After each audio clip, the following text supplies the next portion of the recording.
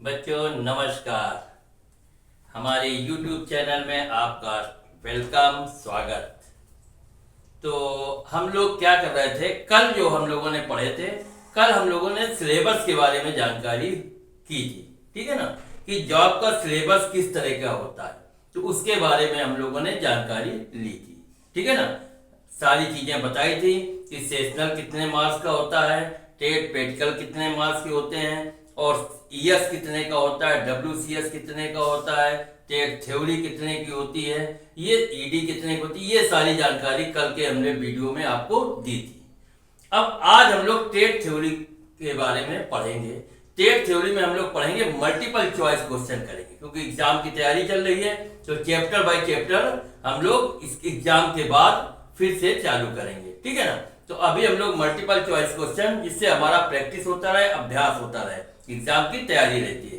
तो डेली का daily multiple choice question करते रहेंगे तो हमारी अच्छी तरीके की तैयारी एग्जाम के लिए हो जाएगी। तो चलो शुरुआत करते हैं।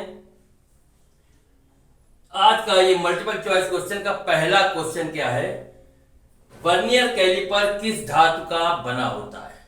देखिए, वर्नियर कैलिपर सबसे इंपॉर्टेंट चीज है। वर्नियर कैलिपर, माइक्रोमीटर, ये हर एक स्टूडेंट को इसके बारे में पूरी जानकारी होनी चाहिए। किस मटेरियल का बना होता है, कौन कौन से पार्ट्स होते हैं, इसकी लिस्ट काउंट कितनी होती है, लिस्ट काउंट कैसे निकाली जाती है, पूरी जानकारी आप लोगों को इसके बारे में होनी चाहिए। तो इसके बारे में विस्तार से आपको जानकारी होनी चाहिए, जिसके हमने बाकायदे पूरे वीडियोस बनाए हैं। वर्नियर कैली लिस्ट काउंट कैसे निकाली जाती है, इसके कौन से पार्ट होते हैं, किस मटेरियल का बना होता है, ये सब पूरी विस्तार से जानकारी हमने सारे वीडियो में दी है। तो आप लोग रिवीजन करने के लिए वीडियो पुनः देख सकते हैं। ठीक, तो अब क्वेश्चन क्या है, वर्नियर कैलिपर किस धातु का बना होता है। ऑप्शन दे रखा है माइल्ड स्टील, दूसरा ऑप्शन है कास्ट स्टील, तीसरा है हाई कार्बन स्टील, और चौथा दे रखा है निकिल क्रोमियम स्टील। तो वर्नियर कैलिपर किस धातु के बने होते हैं, हमने बताया वर्नियर कैलिपर जो होते हैं वो क्रोमियम स्टील के बने होते हैं, अर्थात निकिल क्रोमियम स्टील जो है वो आपका सही है। Vernier caliper nickel chromium steel के बनाए जाते हैं। तो ये आपका ये हो गया आपका ऑप्शन, ये वाला ऑप्शन आपका सही है। इसके बाद दूसरा क्वेश्चन करते हैं, एनविल कौन सी धातु से बनाई जाती है। ठीक है ना, एनविल का आपको मालूम होगा, एनविल किस कार्य के लिए आती है, जब हम फोर्जिंग करते हैं, है ना, तो गर्म धातु की पिटाई करने के लिए, है ना, जैसा शेप हमको बनाना होता है उस तरीके का शेप बनाने के लिए उस पे हम कुटाई पिटाई जो करते हैं वो क्या है, एनविल के ऊपर हम रखें, एनविल के फेस के ऊपर रखकर, और हम उस फोर्जिंग वाले जो आपको पीटते हैं किससे, हैमर के द्वारा। ठीक है ना, या ठंडी धातु को भी हम लोग पिटाई करने के लिए, कुटाई पिटाई याद करने के लिए हम एनविल का प्रयोग करते हैं। तो एनविल का फेस जो होता है वो बहुत हार्ड होता है, इसीलिए। तो एनविल कौन सी धातु की बनाई जाती है, ऑप्शन दे रखा है कास्ट आयरन की एनविल बनी होती है, दूसरा दिया है कास्ट स्टील की बनाई जाती है, तीसरा दिया है क्रोमियम स्टील की होती है, कि चौथा दिया है माइल्ड स्टील की। तो एनविल की हमने बताया, एनविल के लिए बहुत जो फेस होता है वो बहुत हार्ड मटेरियल का होता है। बॉडी तो माइल्ड स्टील की होती है, लेकिन फेस जो है वो बहुत हार्ड स्टील का बनाया जाता है, अर्थात एनविल किस धातु की बनी होती है, क्रोमियम स्टील। जो ये सेकंड थर्ड नंबर है ये आपका सही है, anvil chromium sorry anvil cast steel की बनाई जाती है। एक मिनट,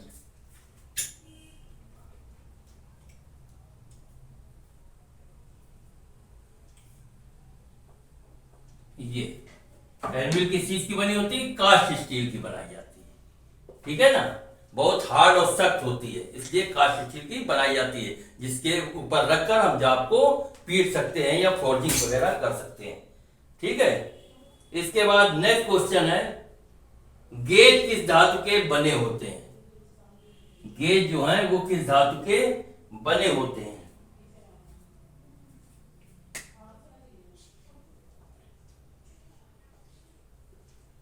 गेज किस धातु के बने होते हैं, इसमें ऑप्शन दे रखा है, टूल स्टील के गेज बने होते हैं, माइल्ड स्टील के बने होते हैं, तीसरा है कास्ट स्टील के बने होते हैं, चौथा है एलॉय स्टील के बने होते हैं।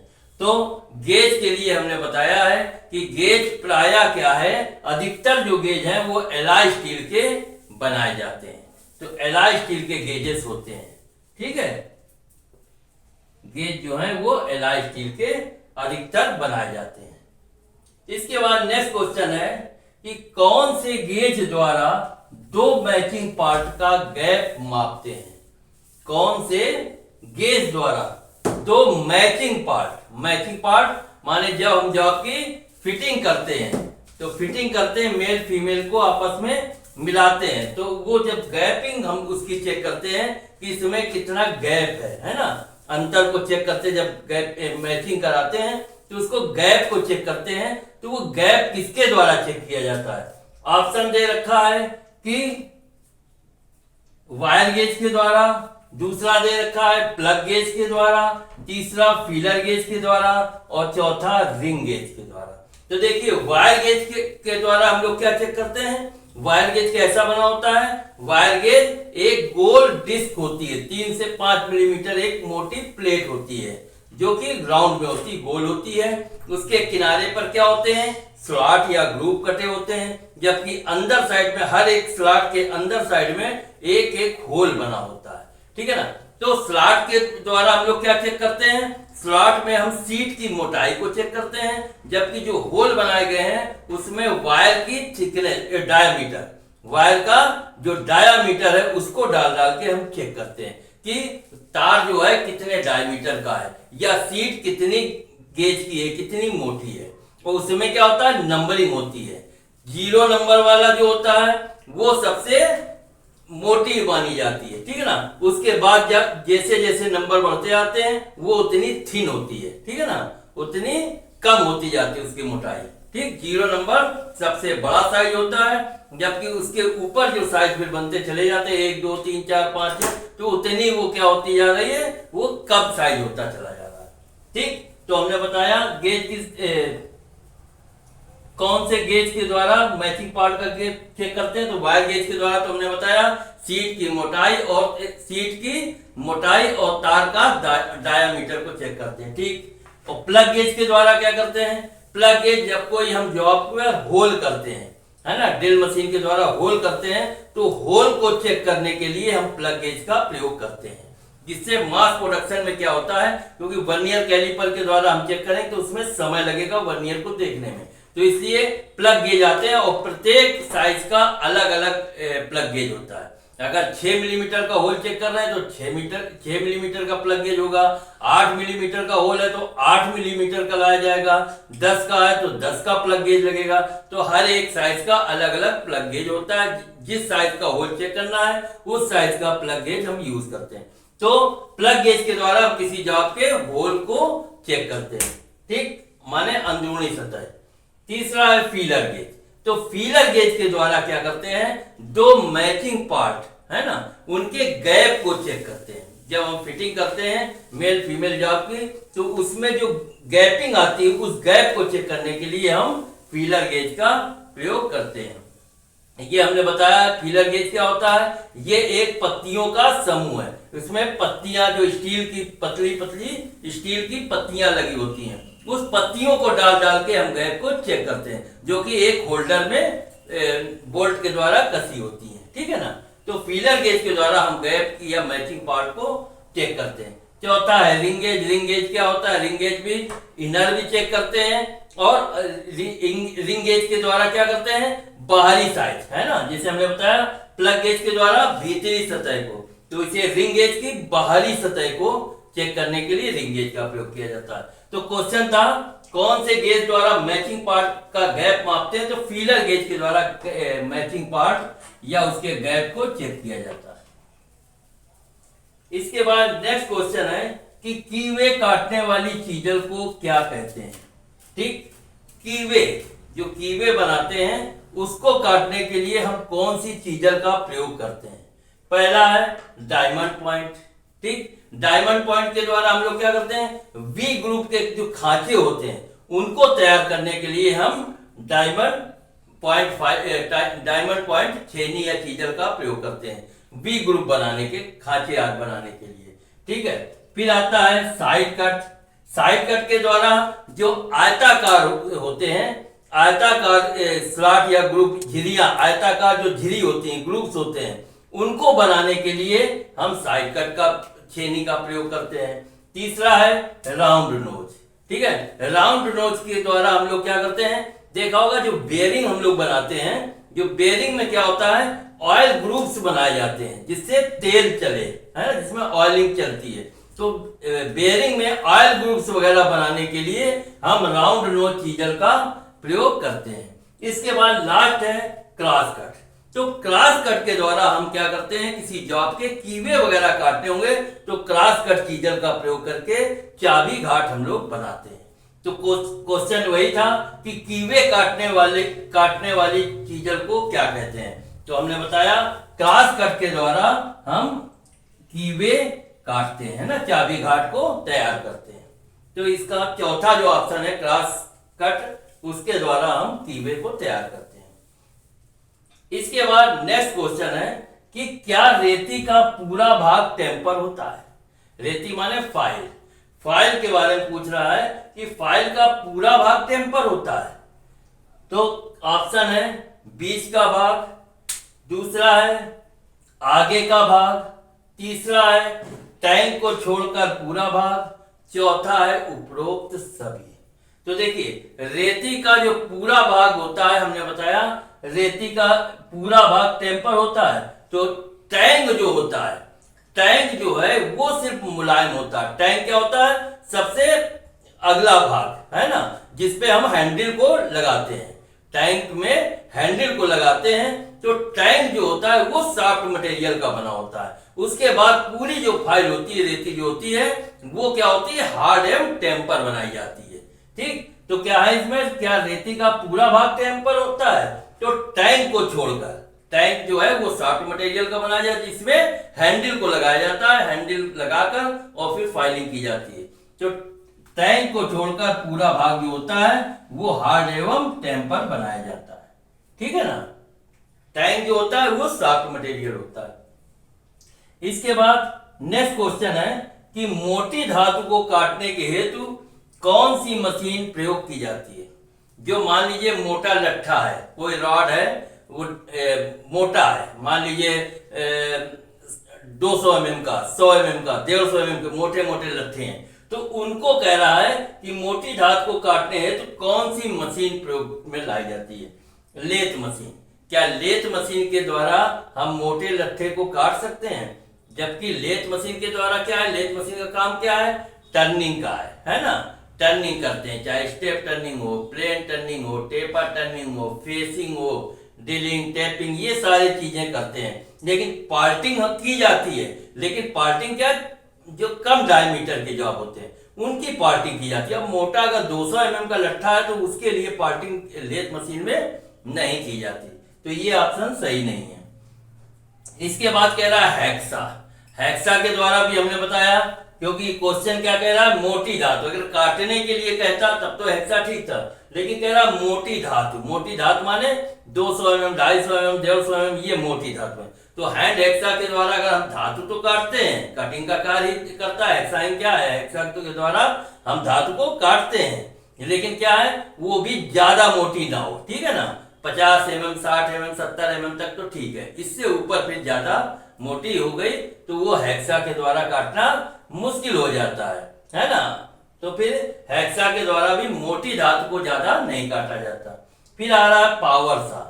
देखिए पावर सा मशीनें जो होती हैं उसके द्वारा हम मोटे मोटे लट्ठे को काटते हैं। ठीक है ना, पावर सा मशीन के द्वारा मोटे मोटे जो लोहे के धातु होते हैं उसमें बड़ी ब्लेड लगाई जाती है ना, उसके द्वारा वो धातु को काटती है, क्योंकि वो पावर से चलती है। ठीक है ना, इलेक्ट्रिक मोटर लगी होती है उसके द्वारा चलती है, इसमें मेन पावर नहीं होती। और हेक्सा में मेन पावर होता है तो मेन जो है वो थक जाता है, और इसमें क्या है, इलेक्ट्रिक मोटर लगी, पावर सा मशीन में ऑन कर दिया, चाहे जितने मोटे लट्ठे और लगा दिया, उसको सेट कर दिया, वो अपना काटता चला जा रहा है। ठीक है ना, तो पावर सा मशीन। और मिलिंग मशीन ऑप्शन दिया, मिलिंग मशीन के द्वारा जहां पर हम मिलिंग ऑपरेशन करते हैं ना, मिलिंग, स्लॉटिंग, ग्रुप, ये सारी चीजें करते हैं, लेकिन मिलिंग मशीन में हम जॉब को पार्टिंग नहीं करते हैं, कटिंग नहीं करते हैं।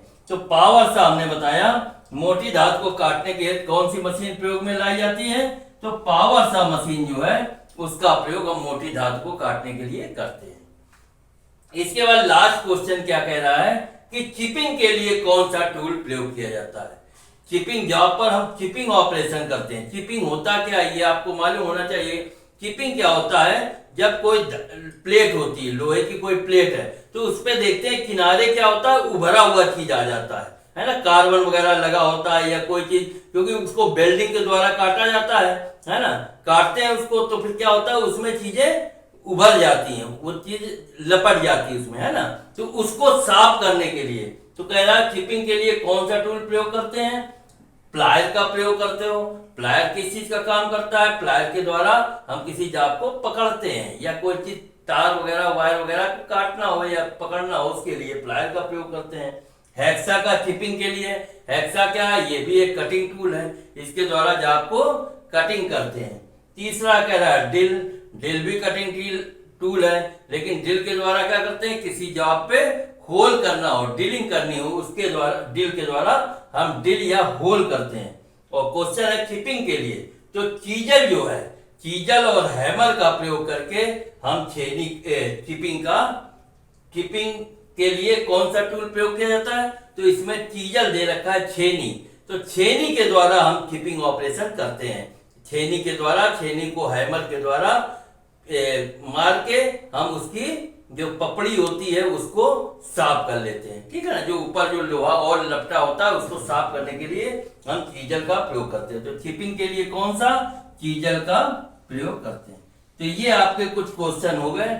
इसके अलावा बाकी जो क्वेश्चन है उसके लिए हम लोग फिर से, अब इसके बाद नेक्स्ट क्वेश्चन क्या है कि किस गेज के द्वारा कालखंड के बाहरी एवं आंतरिक त्रिज्या मापते हैं, है ना। त्रिज्या माने रेडियस को चेक करना।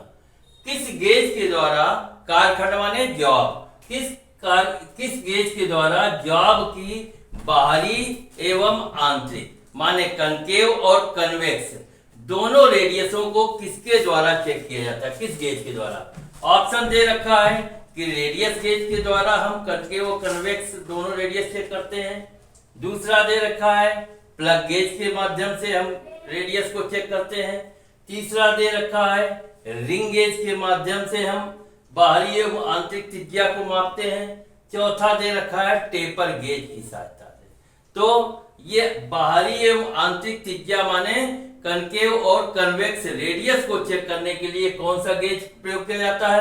अभी हम लोगों ने गेज के बारे में पढ़ा था, ठीक है ना। फिर से एक बार और इसी बहाने रिवीजन होता रहता है। क्या है पहला option, radius gauge. Radius gauge के द्वारा जॉब की बाहरी एवं भीतरी त्रिज्या को नापा जाता है, ठीक है ना। उसमें क्या होता है हमने बताया, जैसे फीलर गेज की पत्तियों का समूह था, उसी प्रकार से स्टील की पत्तियों का एक समूह होता है ना। उस स्टील की पत्तियों का एक समूह होता है, उसमें बहुत सारी पत्तियां होती हैं, ठीक है ना। तो कुछ पत्तियों में कनकेव रेडियस बना होता है, जबकि कुछ में कन्वेक्स रेडियस बना होता है, ठीक है ना। तो कनकेव और कन्वेक्स दोनों रेडियस बने होते हैं। तो जिस टाइप का हमें रेडियस जॉब का चेक करना है, उस तरह की गेज की पत्ती को लगाकर हम जॉब का रेडियस चेक कर लेते हैं कि ये कितने आर का है, कितने रेडियस का बना हुआ है, ठीक है ना। 15 आर है कि 5 आर कि 6 आर 2 आर, जितने रेडियस का होता है तो हम रेडियस गेज को लगाकर कनकेव और कन्वेक्स रेडियस को चेक कर सकते हैं। जबकि प्लग गेज के बारे में अभी हम लोगों ने पढ़ा था, प्लग गेज के द्वारा डिल का जो साइज होता है उसको प्लग गेज की सहायता से चेक करते हैं। जबकि रिंग गेज की सहायता से जॉब की बाहरी जो साइजें होती हैं, चाहे वो डायमीटर चेक करना हो या किसी का चूड़ी चेक करना हो, तो ये सारी चीजें रिंग गेज की सहायता से चेक करते हैं। जबकि टेपर गेज की सहायता से किसी जॉब का टेपर को चेक किया जाता है। तो क्वेश्चन था जॉब की बाहरी एवं आंतरिक त्रिज्या को चेक करने के लिए रेडियस गेज, ठीक। इसके बाद नेक्स्ट क्वेश्चन है कि किस गेज के द्वारा डिल का साइज ज्ञात किया जाता है। डिल का साइज क्या होता है, किस गेज के द्वारा ज्ञात करते हैं। क्योंकि ऐसा होता है ना, ड्रिल का साइज तो जॉब पर ड्रिल पर लिखा होता है, प्रत्येक ड्रिल पर लिखा होता है, लेकिन क्या होता है जब ज्यादा ड्रिल पुराना हो जाता है और चलते चलते क्या हो जाता है, ड्रिल का साइज घिस जाता है। तो ड्रिल का साइज घिस गया तो फिर कितने का ड्रिल है, किस साइज का ड्रिल है, वो हमें नहीं मालूम पड़ता। तो किस गेज के, अब वो बात दूसरी, आप वर्नियर कैलिपर की सहायता से ड्रिल का डायमीटर चेक कर सकते हो, लेकिन गेज की सहायता से, किस गेज की सहायता से ड्रिल का साइज ज्ञात किया जाता है, कह रहा है रेडियस गेज की सहायता से। तो अभी हम लोगों ने पढ़ा रेडियस गेज की सहायता से जो आपका रेडियस चेक किया जाता है, चाहे अंदरूनी हो चाहे बाहरी हो। दूसरा कह रहा है प्लग गेज की सहायता से, प्लग गेज की सहायता से भी हम लोगों ने पढ़ा, क्या पढ़ा था हम लोग, प्लग गेज की सहायता से ड्रिल का साइज चेक करते हैं, है ना। और ये कह रहा है किस गेज के द्वारा ड्रिल का साइज चेक किया जाता है, ड्रिल का साइज पूछ रहा है ना। और हम लोग किसी होल को चेक करने के लिए प्लग गेज का प्रयोग करते हैं, ठीक है ना। ड्रिल द्वारा जो होल बनाया गया, होल का साइज चेक करने के लिए प्लग गेज का प्रयोग करते हैं, लेकिन ये पूछा ड्रिल का साइज कैसे ज्ञात करते हो। तीसरा कह रहा है रिंग गेज, रिंग गेज की सहायता से भी हमने अभी बताया, रिंग गेज की सहायता जॉब की बाहरी साइडें जो होती है उनको चेक किया जाता है। सेंटर गेज, ठीक है ना, सेंटर गेज की सहायता से हम ड्रिल का जो साइज है उसको चेक करते हैं। सेंटर गेज कैसा बना होता है, तो एक प्लेट होती है, प्लेट में हर एक साइज का एक एक होल किया होता है, ठीक है ना। तो फिर क्या करते हैं, हमारा जो ड्रिल साइज है, ड्रिल को हम उस होल में बैठाते हैं, जिस होल में सही बैठ जाएगा और उसी जो प्लेट में हर एक होल के सामने उसका साइज अंकित है, ठीक है ना। तो जिस होल में हमारा ड्रिल बैठ जाएगा उसका साइज देखेंगे, तो उस प्रकार हम लोग चेक कर लेते हैं कि ये इस साइज का ड्रिल है। तो किस गेज के द्वारा ड्रिल का साइज ज्ञात किया जाता है, सेंटर गेज की सहायता से ड्रिल का साइज ज्ञात किया जाता है। इसके बाद नेक्स्ट क्वेश्चन है, हैंड फाइल का दूसरा नाम क्या है। हैंड फाइल का दूसरा नाम क्या है, बोल रहा है रफ फाइल है, दूसरा कह रहा है स्मूथ फाइल, तीसरा शेप एज फाइल और चौथा हैंड फाइल। तो हैंड फाइल का दूसरा नाम क्या है, shape edge file. Hand file को शेप एज फाइल भी कहा जाता है। अब ये नाम क्यों पड़ा शेप एज फाइल, इसको हैंड फाइल को क्यों कहा जाता है, क्योंकि इसके जो किनारे पर, इसके जो साइड में एक तरफ तो सिंगल दांते कटे होते हैं, जबकि दूसरी तरफ कोई भी दांत नहीं कटा होता है। एक साइड में सिंगल दांते कटे होते हैं, जबकि दूसरी साइड में इसका कोई भी दांते नहीं कटे होते हैं, इसलिए इसको शेप एज फाइल कहते हैं।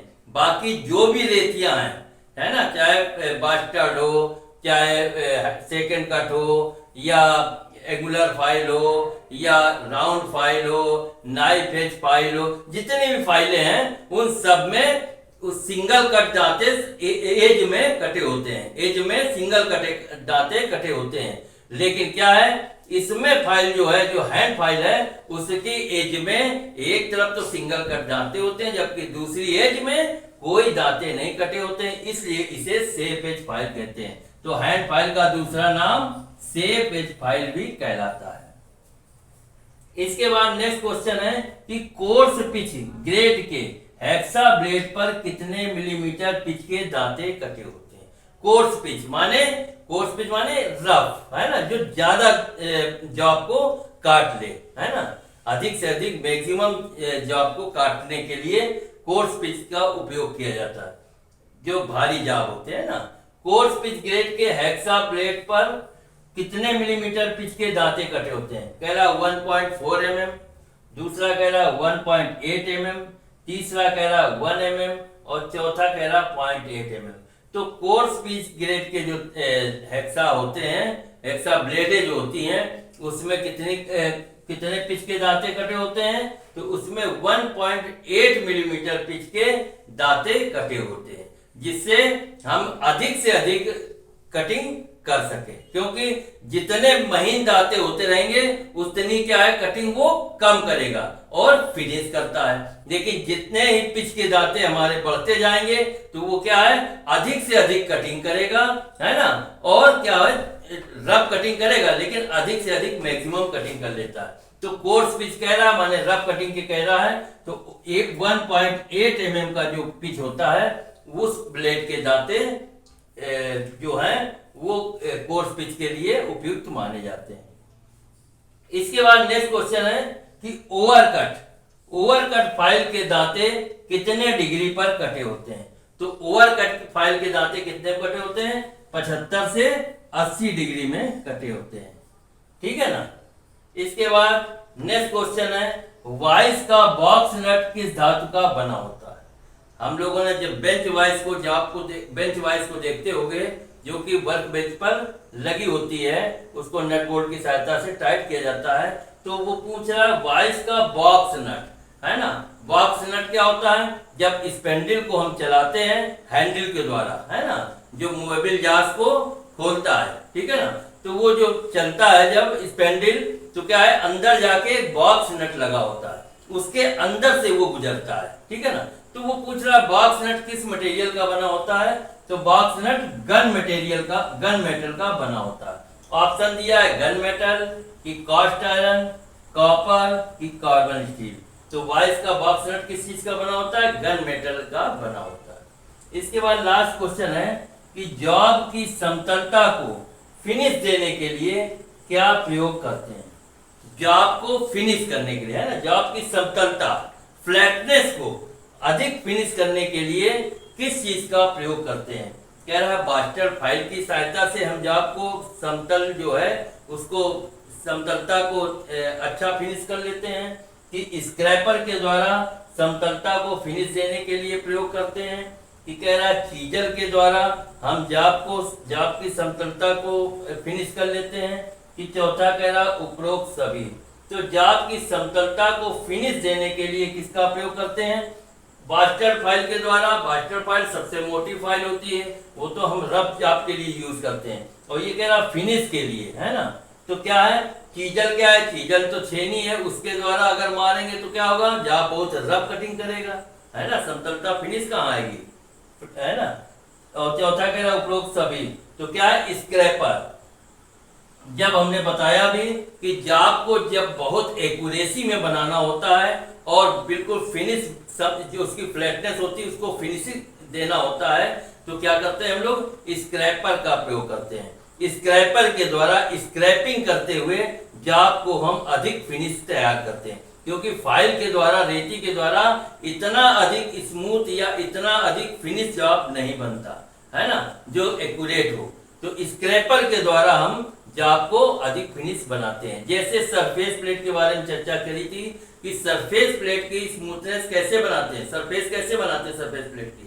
जो सरफेस प्लेट की जो सरफेस होती है उसको हम लोग स्क्रैपर के द्वारा स्क्रैपिंग करते हुए जॉब की सतह को फिनिश और चमकदार बनाते हैं और एक्यूरेट बनाते हैं। तो ये हो गए हमारे कुछ प्रश्न आपके सामने। इसके अलावा अब हम लोग नेक्स्ट क्वेश्चन और करते हैं। अब नेक्स्ट क्वेश्चन और है कि हैंडल जिसमें डाई को पकड़कर घुमाते हैं, ठीक है ना।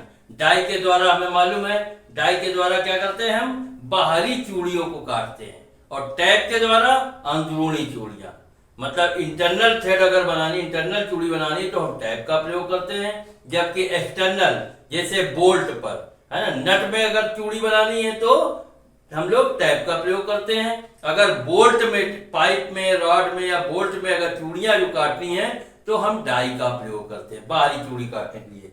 तो कह रहा है कि हैंडल जिसमें डाई को पकड़कर घुमाते हैं उसे क्या कहते हैं, उसे डाई हैंडल कहते हो, कि उसे डाई स्टॉक कहा जाता है, कि उसे गाइड का नाम दिया गया है, कि उसे चेजर डाई कहते हैं।